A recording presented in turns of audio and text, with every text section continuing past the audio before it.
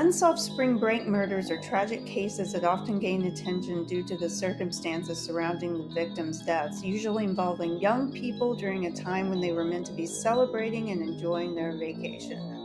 Well, and also, having gratuitous sex and all of those things. And booze. Yes. Well, spring break typically involves fun and relaxation. Some cases have been marked by violence, and some murders remain unsolved. Here are some examples of infamous unsolved spring break murders. Underwear. Alcohol. Syphilis. Murder. Forbidden.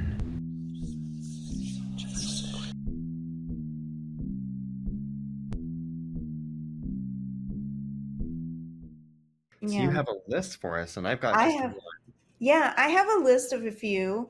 Not shockingly, a lot of them take place in Florida, or the typical spring break. The typical spring break places that you hear about. So I've got like seven, so I'm just going to sprinkle them in a little bit and see if you have heard of any of them because I honestly hadn't heard of any of them, which is a little bit crazy given that we're so into, this sort of topic.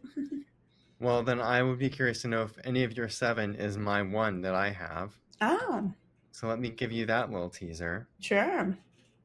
In the summer of 1982, Tami Lynn Leppert was on the verge of stardom. The 18-year-old model and actress had just wrapped filming on the teen movie Spring Break, a role that should have opened doors in Hollywood. But something changed.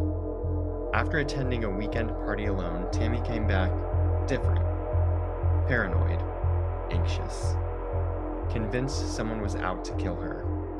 Then one day, during a car ride with a friend, an argument broke out. He claimed he dropped her off barefoot without a purse, just 5 miles from her Florida home. She vanished into the hot summer air, and Tami Lynn Leppert was never seen again. Oh my God. Before we get started, I'll just go ahead and welcome everyone to Forbidden, the podcast where we discuss the dark, disgusting, and the disgraceful in our unmentionables. That's right, we've slipped into something a bit more comfortable. Have a drink in hand, listener. Hope you are doing the same. Welcome. My name is Amanda Kamada. And I am Blake Roberts, and this is our talk of shame for our limited series Unsolved. Yes. Unsolved. And we just came off of our own little spring break. I got to fly out to see you in Florida, Yes. and there were plenty of shame to Yes. discuss in this episode Yes. beyond these stories. Yes. Yes. So much shame. So many good times. I felt like it went by. It's so strange. I was thinking about it this morning, and I felt like the first day and a half of it went by like really kind of nice and slow and paced and everything. And then I felt like Saturday and Sunday just flew by Mm-hmm. and you were gone. It was sort of I mean, I guess it always kind of feels that way, right? Because when you're not on the clock, Hmm. time does like different things to you. Like you kind of forget what day it is. Because I Hmm. flew out there on a Thursday night. Yeah. And we went out, which is not typical for me to go out on a Thursday night. Right. Yeah. Same. Yeah. And we went out, and then Friday we went out, and then Saturday we went out, and then Sunday we went out. And like we went to the beach. We were on a boat one day. Like we did things. We weren't just like getting drunk, but we did Yeah. have drinks throughout. We did. We had drinks. I had lots of THC drinks to talk about. There are some great options out there, listeners, for THC/CBD drinks, which I think sort of saved me this weekend from being completely hungover, which was a Right. nice and refreshing change from like our days in New York and that sort of thing. But It wasn't just booze it wasn't just booze, for but it you. was, yeah, but it was lots of fun. And Oh my gosh! And we stopped and you guys, we were so responsible. We went out for drinks. I think it was Friday. And on the way back, we stopped at Joe's Juice and we had juice. We had juice. Yes, a Joe without and the any. Juice. Yeah, It's basically we had a mixer without any booze in it. yeah. We were very, very healthy, and Mm. they were only like 56 calories. They were all juice. Yeah, nothing else in it, but it made us feel, I think, very good. Um, I purchased a new vibrator at the local CVS while we were there. I got stung by a bee on a beach. Yes, you didn't get stung by a bee. I have to unveil the new vibrator. It's called Yeah. Skin, Skyn. It was a suggestive selling item in the travel section. And I said, one vibrating bullet? Yes, please. And so I bought it. Now, clearly, I haven't used it yet because it's still boxed up. And if I had used it, I probably wouldn't have it up on camera right now. But just as an FYI, CVS, yes, you can get pretty much anything there. This episode sponsored by CVS Yes. and skin vibrators. Yes. Skin, feel everything is the tagline. That's amazing. Yes, yes. So I know that there are some conflicting, there's some conflicting information on our Diane Schuler as to if there were bottles of alcohol found in her car or not. Now, none of these stories that I read online indicated that anything was found. Um, could go back and watch the documentary. Maybe they covered that something like that on there. But I'm standing by my alcohol syndrome on that one. Well, listen, I am too, and here's why. So I quickly did a Google search, and I did find that there was something about maybe there was an empty bottle of vodka in the vehicle. Mm-hmm. The husband claimed that there had been an empty bottle in the camper, and just from like a previous thing. Mm-hmm. And it sounds like he said it likely was just transferred from the camper to the van. Yeah, like garbage. Yeah. Yeah, I mean, you can believe that or not. That could he could just be trying to defend his dead wife. right. But the other elements still stand of she stopped at several, like a McDonald's and a gas station, and she talked to like the campground person that morning, and at all three locations there were no signs that she was drunk, Mm-hmm. like in conversation. And now here's the thing: if you down a bottle of vodka, and I know because I do it, I'm kidding. No, but for real, somebody would be able to tell. Like, I know that you can't technically, you're not supposed to be able to smell vodka. I call bullshit on that. Hmm, Like, I think whenever I drink not vodka true. sodas, that you can tell that I've had a vodka soda, and that you would have to be. I mean, I take this back to like the Anne Heche story. They said that they thought that they found alcohol in her car, but Right. Hmm. in fact, when all was said and done, she wasn't under the influence at all of drugs or alcohol, but that was the first thing that they went to because that there was, something in her car. So I think that, while there is certainly, the chance that this woman was, just absolutely drunk, I think that there had to have been more. I don't think it's as cut and dry as some people think, and I can understand why her family sort of fought through, for Right. her. And you can understand where the other families would be fighting back. Is I mean, it's compelling evidence. There's an empty vodka bottle in the vehicle, Mhm. but it is still just circumstantial evidence. Right. So I The get fact both. of the yeah, the fact of the matter is that the only person that knows what went on that day is her, and she's dead. Hmm. And she took that secret along with her, um, just like the Malaysian Airlines flight. Like, we don't know exactly what happened there. Like, I thought that was another really interesting one. I think that for me, that was the scariest one of all that we did. I feel like it's interesting that neither of us really focused heavily on murder for these unsolved mysteries, Yeah. other than your one. And I don't know about you, but for me, it was intentional. Mhm. I wasn't really, I'm generally not interested in covering murders. I don't, that's maybe sort of weird, right? And I still do. Like, there's still moments where it makes sense to do that. And the Diana Lass story, which was a murder, I think that was sort of compelling to me because of the other connections, like Zodiac and Mhm. um, that other asshole. I can't think of his name right now. Yeah, who kidnapped JC? Was it Doug. Duggar? Yeah. JC Duggar. And had her for, God, a number of years. Was it 16 years or something like that? It was some ungodly amount of time. Yeah. It was a long time. I remember that. Um, yeah. I thought that was interesting too because yours was an accident. I had a Both of murder. them. Both of them. Well, Well, Malaysia. maybe maybe Yeah. it was an accident, maybe not. We still don't know. Yeah. And then I had the hacker, like the phone hacker one. But yeah, I always am trying to find something a little bit offbeat. So it was a fun series. I feel like it was had like we had a good mix of stories, and we never know. Like I never know what you're gonna do, and you never know what I'm gonna do. So Yeah. we could have Yeah. ended up with four murders. True.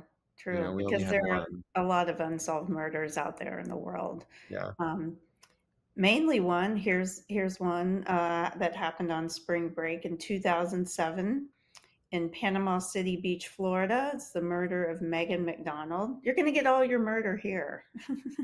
Here it is. And it happened in well, I don't know if Panama City Beach is still like a main spring break place, but I damn sure know it was whenever I was like in high school and that sort of thing. It was like Panama Hmm. City Beach. I think it's when remember when MTV used to go and do spring break and do make Uh-huh. like a big deal of it?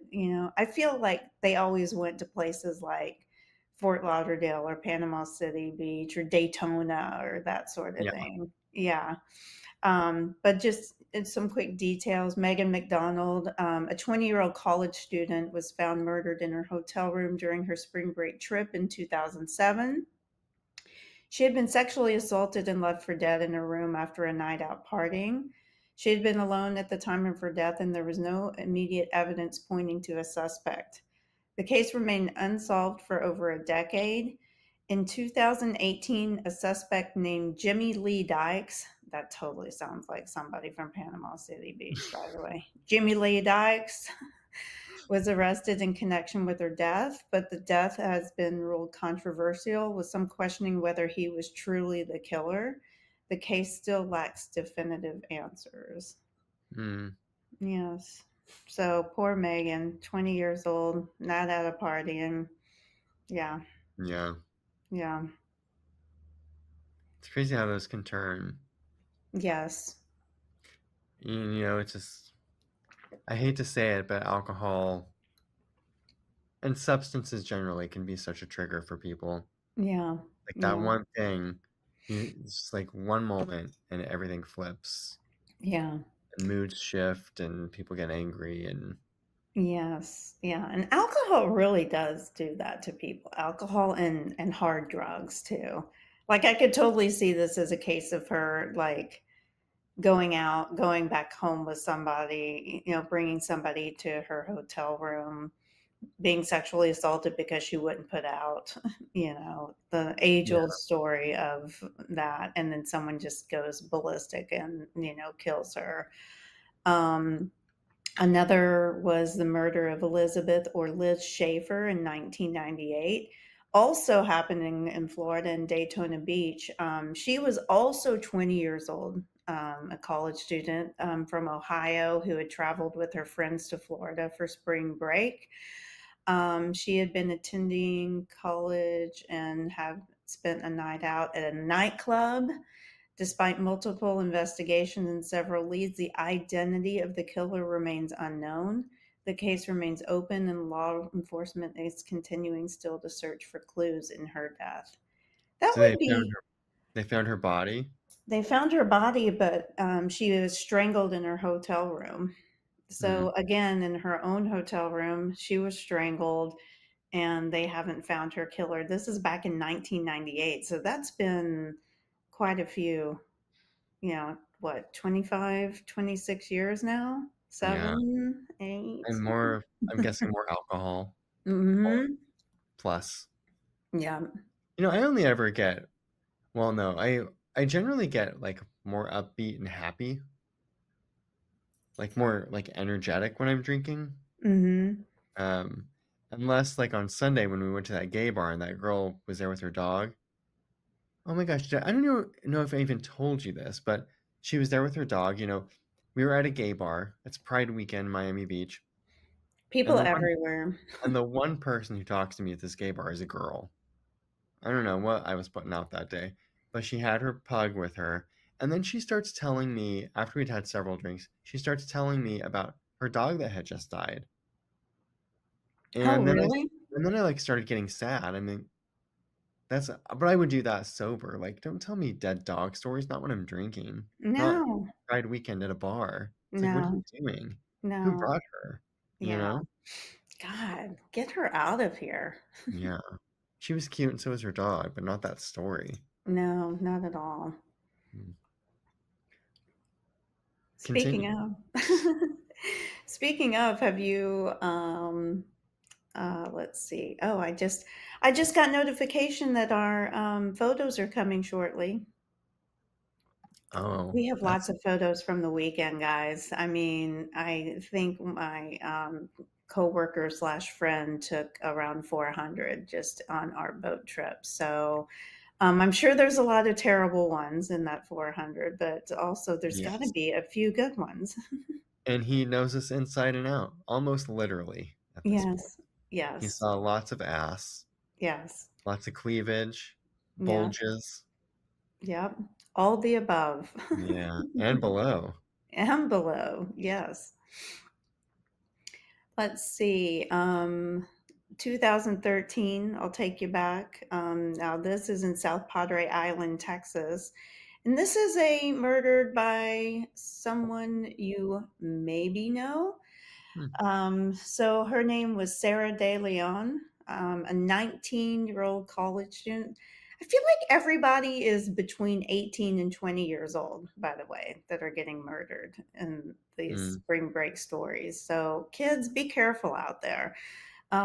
She was murdered during spring break trip to South Padre Island. That's one I haven't heard in a while. She was reportedly killed by her boyfriend during an argument while they were on vacation. After the incident, her body was found and the boyfriend became the prime suspect.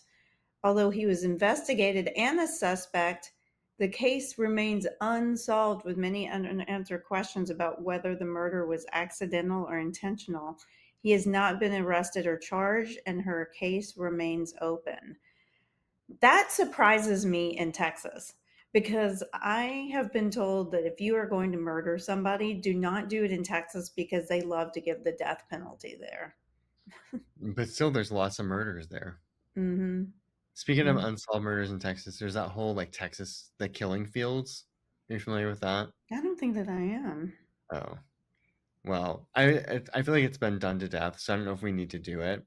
Mhm. But there are documentaries and stories, like lots of women mostly in the 70s and 80s, I think.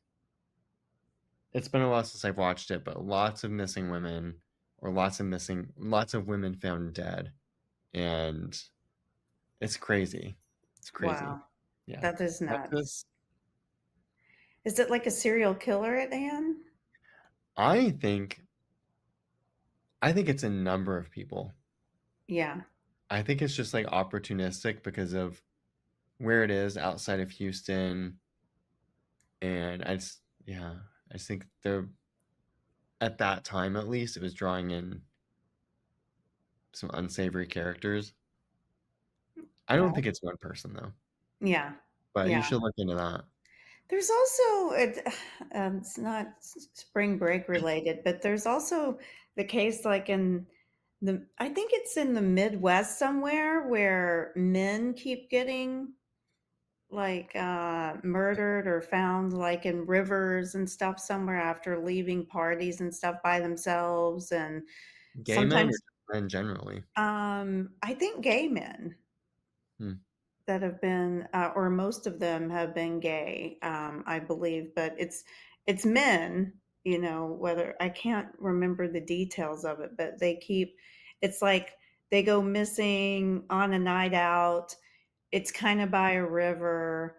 Sometimes they're found, sometimes they're not, and they're just presumed dead in a river. Um, but I saw the Herb it's Baumeister. like a smile, and there's like a smiley face or something involved with it, or something like that. I don't know. Uh, I feel like I'm bringing up and maybe cross pollinating some. well, I was gonna say there's a couple I know about. Actually, there's a guy from Texas. I think this is from the '80s too, who was murdering. He was like a trucker, sort of. Not. I don't know if he's actually a trucker, but it's like that's. Yeah, that was a vibe I got from my memory. But he was murdering men, and then there's um, Herb Baumeister from Indianapolis, I think, and he was picking up young gay men and taking them back to his home, which was like I don't know if you'd call it a mansion, but it was like Oh, you just a cut out. nice big house. Oh, you actually talked about him one time in one of our episodes, I think. Oh, did I? I think so. I didn't do Not a story not on it, as a story on but I him. I mentioned think it. that you referenced him. Yeah. Yeah, that's there's the couple I think of when I think of Mhm. gay dudes getting slashed in the middle of America. Those two guys, but anyway, shall I share my Tammy Lynn Leppert? Yes, I would love to hear about it. By the age of 16, Tammy Lynn Leppert had competed in over 300 beauty pageants Oh. and, and won 280 crowns. Oh, wow. So like that was her life. I mean, this is like dance mom territory, like pageant mom. This is like John Benet Ramsey. If she would have lived to Yes. be if she wouldn't have been murdered, she probably would have been like this person and had like 500 pageants. Right. Can I So, just say I hate pageants. oh yeah, I think it's grotesque. But I I also sort hate of love them. it in I love it in like a sort of a fucked up way. They're really, really, annoying to me, but like you, I sort of have a love-hate relationship with it because it's kinda like if I come across one on TV, I can't turn it off. It's like watching a car crash. Yeah. Do you remember that show, The Swan? Yes. Now that was a pageant that I could get into. Man, and that was tragic. I'm sure that's on YouTube or I'm sure it's streaming somewhere you can watch old episodes.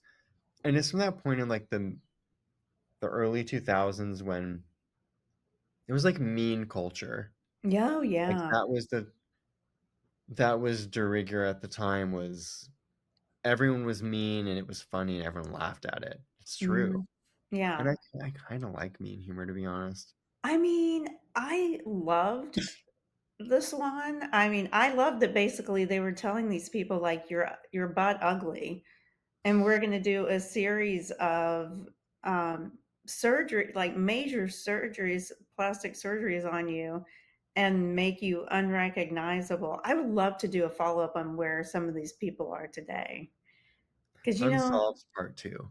Unsolved Part 2, Where are they now? where are they now? Contestants from The Swan. Yeah. So Tammy Lynn's striking blonde hair, hazel eyes, and stage presence made her an obvious standout, and her mother, Linda Curtis, a theatrical and modeling agent, was her biggest supporter, of course. Momager. She says, I enjoyed watching her excel. She always went for the highest level. In July of 1982, just before I was born, Tami seemed on the brink of breaking into Hollywood. She landed a role in the teen film Spring Break, and shortly after its premiere, she attended a weekend party unchaperoned. When she returned, those closest to her said she was, quote, a different person. Something had shifted, subtle at first, then undeniably strange. Tami began to speak in fearful tones about people trying to kill her. Her childhood friend, Wing Flanagan, which is maybe the best name I've ever heard, Wing Flanagan. described their relationship as like brother and sister, recalled her sudden paranoia. She believed her food was being poisoned. She was afraid of phone calls. She even thought the neighbor's new van had mirrored windows so they could, quote, see us, but we couldn't see them. In March 1983, Tami accepted a small part in Scarface, Oh. which was then filming in Miami. She stayed with a family friend, Walter Leibowitz, but her time on set was short-lived.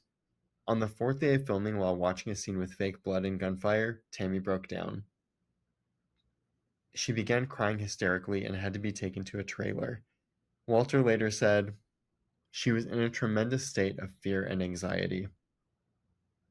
He urged her mother to take Tami to a doctor and the police to determine if her fears were psychological or grounded in something real.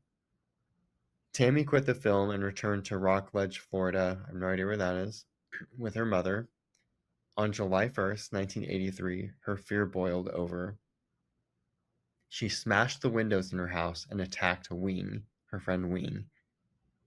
Linda checked her into Melbourne Mental Health Center, where she underwent a 72-hour psychiatric evaluation. Doctors found no drugs, no alcohol, and no prior history of substance abuse. Her blood and urine tests were clean. The day after she was released, Tami called a friend named Keith Roberts, who she had known for about 2 years. According to police reports and her mother, Keith had been secretive about his past and where he lived. He picked Tami up at her home and they drove toward Cocoa Beach. During the ride, Tami asked him for $300 and requested he drive her to a friend's house in Fort Lauderdale, about 2 hours south. So to say Fort Lauderdale is far from Cocoa Beach. Yeah, and that's a lot to ask. Drive me 2 hours and give me $300? Yeah. So he Maybe if you give me a refused. BJ. Oh yeah. I mean, easy breezy. Yeah, I would do that. Not from her, but from, Yeah. a cute guy. So he refused and the two argued. Tami then asked to be let out near the glass bank in Cocoa Beach. She was barefoot, carried no purse, and wore a blue denim skirt, a light blue shirt with ornamental flowers on the shoulders, and flip-flops. Wait, she was barefoot and carrying flip-flops? My story is Your conflicting. your story's conflicting itself. Maybe she was carrying her for some flip-flops with her. Or maybe the light blue shirt had ornamental flowers and flip-flops. Um, there you I don't go. know. It's confusing. Anyway, regardless, she was ditched. That was the last confirmed sighting of Tami Lynn Leppert. Days later, on July 6th, Tami made 3 frantic calls to her aunt's business, Balloonatics. Balloon addicts. Yes, all one word, Balloonatics. Her aunt, Ginger Kolsch, was out of town at the time, but later said the voicemail sounded panicked, as if Tami was terrified of someone. Tami may have been 3 months pregnant when she vanished, though that was never confirmed. She was 5'4", weighed 103 pounds, and was just 18 years old. Despite multiple theories, some suggesting mental illness, others pointing to foul play, Tami's case remains unsolved.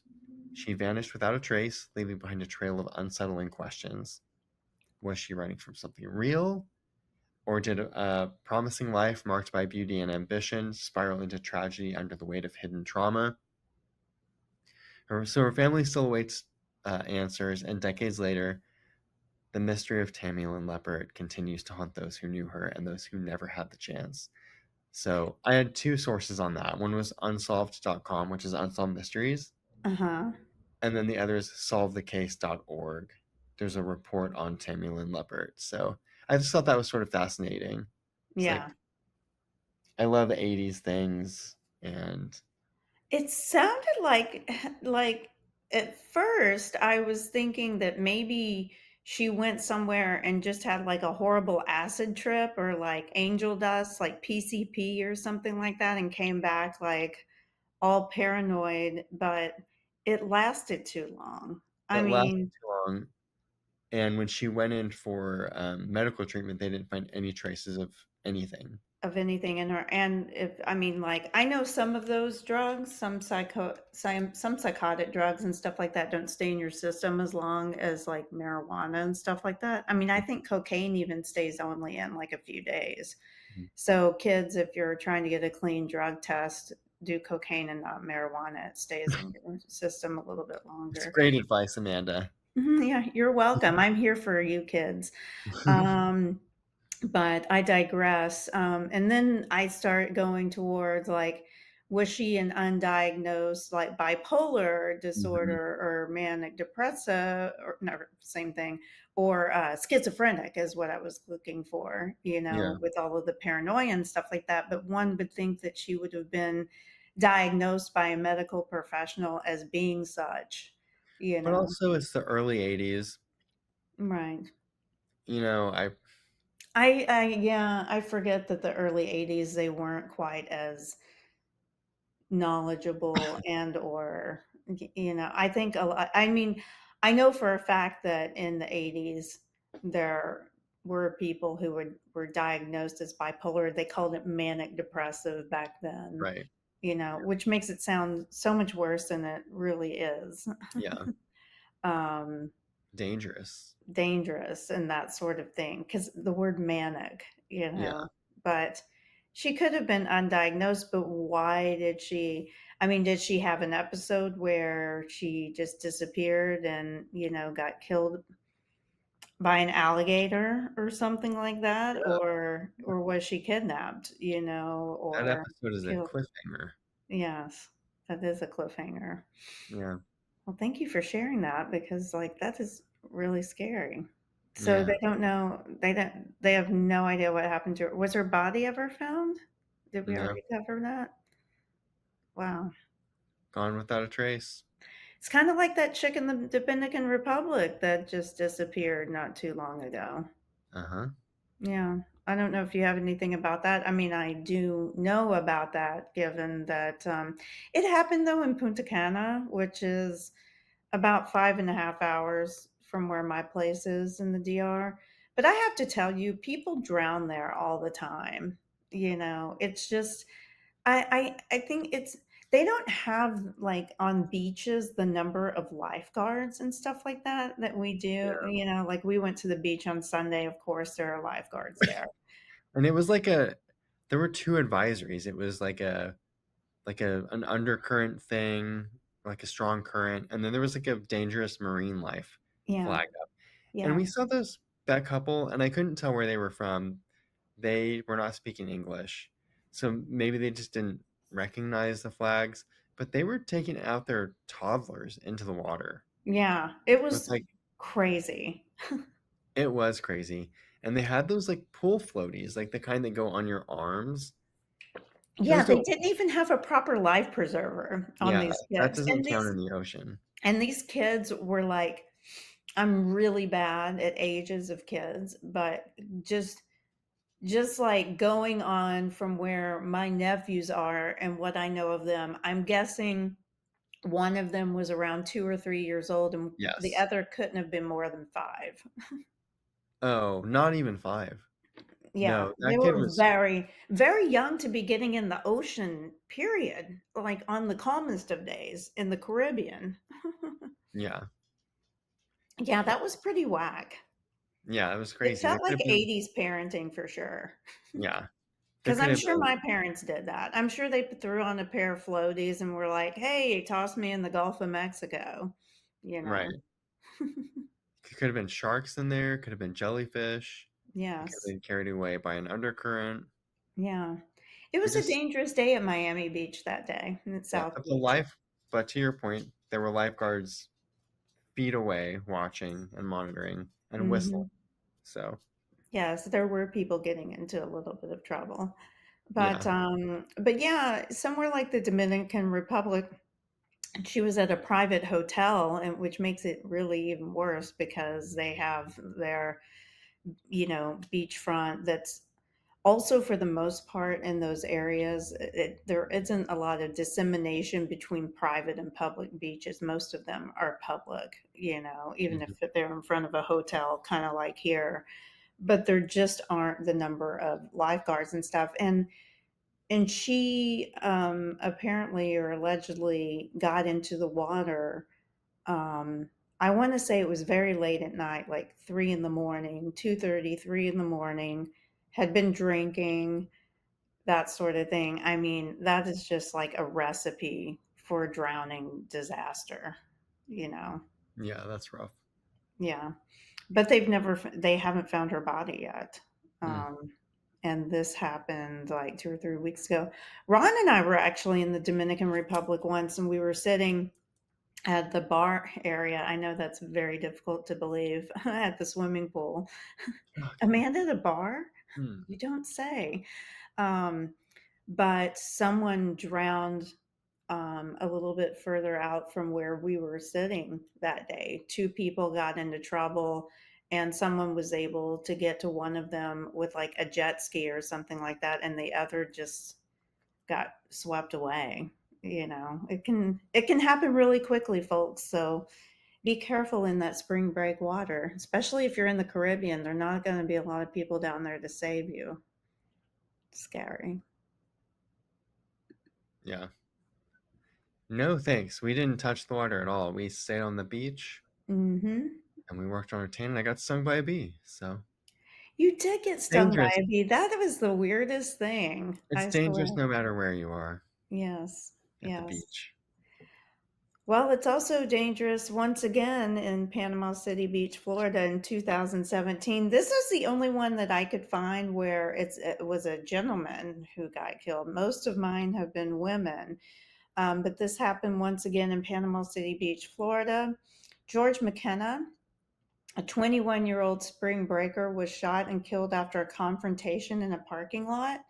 The altercation started after an argument, and the suspect shot McKenna in the chest, causing his death.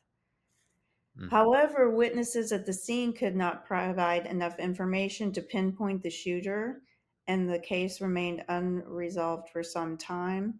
As of now, the case remains unsolved with no arrests made. They've been unable to identify the suspect despite leads. I mean, how many people can be around Panama City Beach that you can't figure out who shot this guy this one night? Yeah, I wonder if they have like closed circuit footage or anything. I mean, it happened in 2017, which, Yeah, I mean, Jesus is now like 8 years ago, which is absolutely insane. yeah. Anyway, Mm. this one actually involves an abduction. It's the murder of Stephanie Neiman in 1994. She was in Fort Lauderdale. Telling you, Florida's not the place to be if you want to live through spring break. Weren't you trying to get me to move there? Yeah, I was. I'm Oh, still trying to it's get not you to move. compelling. Yeah. Well, you're not gonna live in any of these places anyway, No, because you don't wanna live in Panama City Beach. sure, No. I don't know anything about it. You would maybe wanna live in Wilton Manors in Fort Lauderdale. That's actually a really nice area. So I hear. Very gay friendly. Very gay friendly. Yes, yes. Stephanie Neiman, a 19-year-old college student, was kidnapped and murdered during her spring break trip. She had Wait, been what year in is this? 1994. Okay. She had been at a party when she was abducted, and her body was discovered several days later. She investigators believe she was likely killed by someone she had met during the trip. Well, duh. Despite investigations, a killer was never identified. Although there were several suspects over the years, no one has been arrested, and the case remains unsolved. That's crazy. I'm sorry. When you said 1994, all I could think about was like, what music are they listening to at that party? I'm thinking of like, this is where I go. I go to like female grunge. So like, because that's what I care about. Like L7 and Veruca Salt. Yes. Uh, Whereas the reality of it is probably like Bush and, like Belle Biv DeVoe or like some.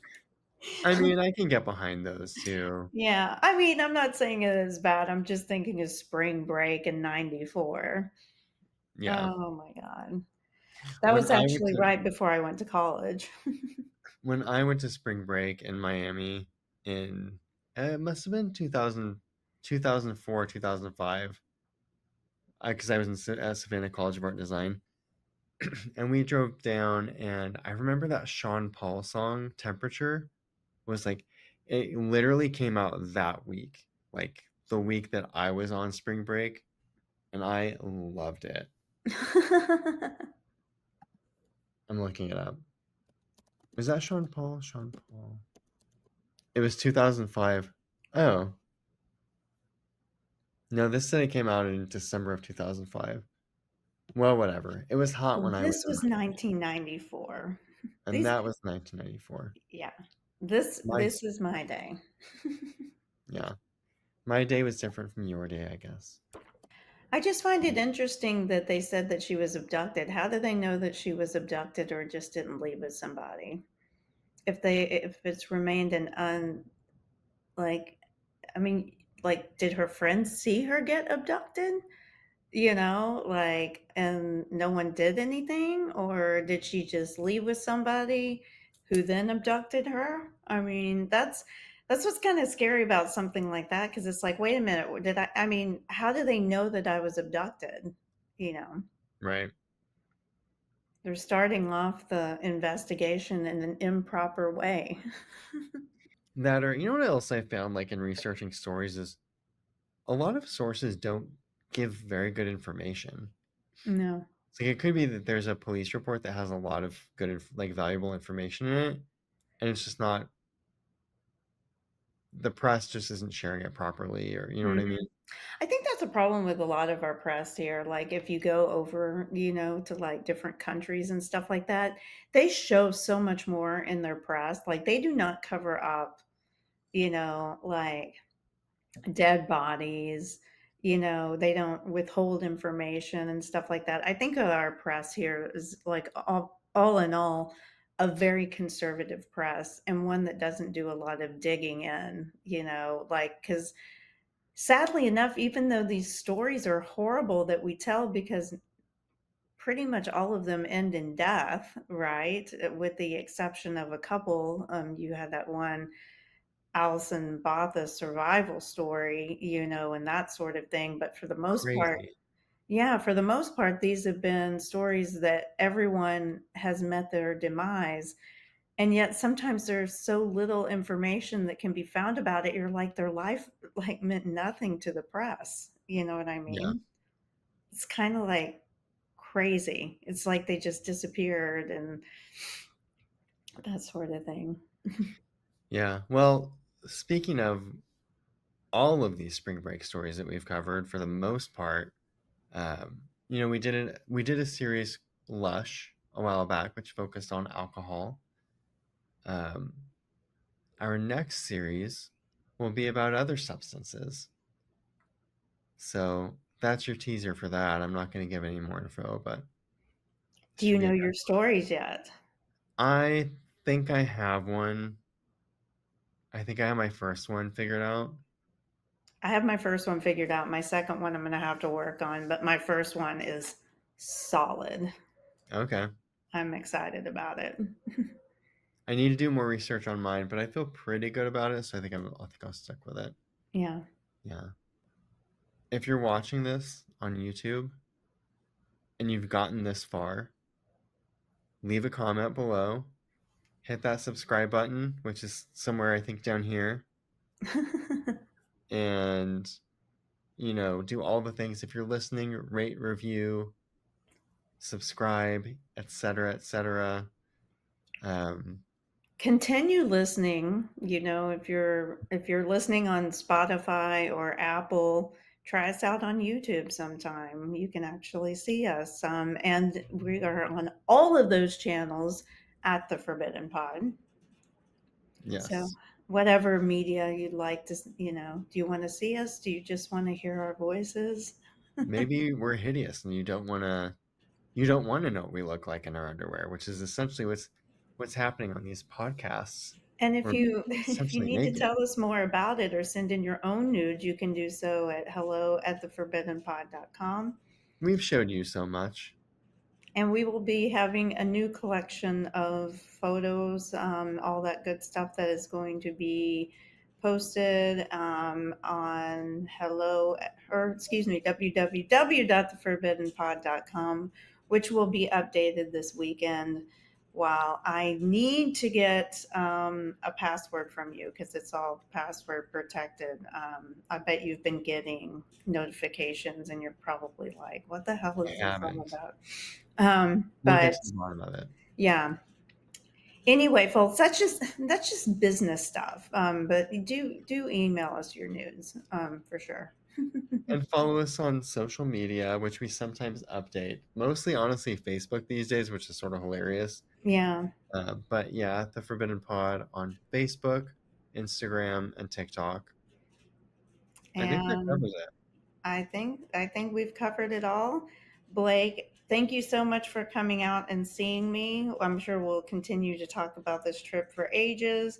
Mm. Um, I had an absolute blast with you and wish you were still here.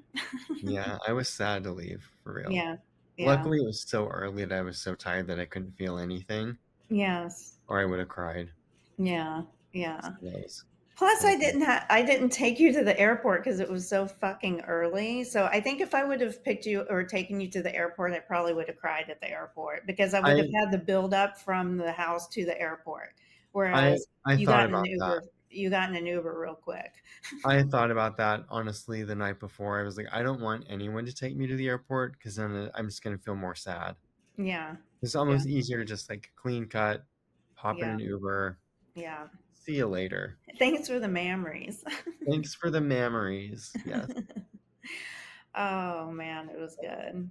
Yeah. Well, listeners, as always, we thank Thank you. you.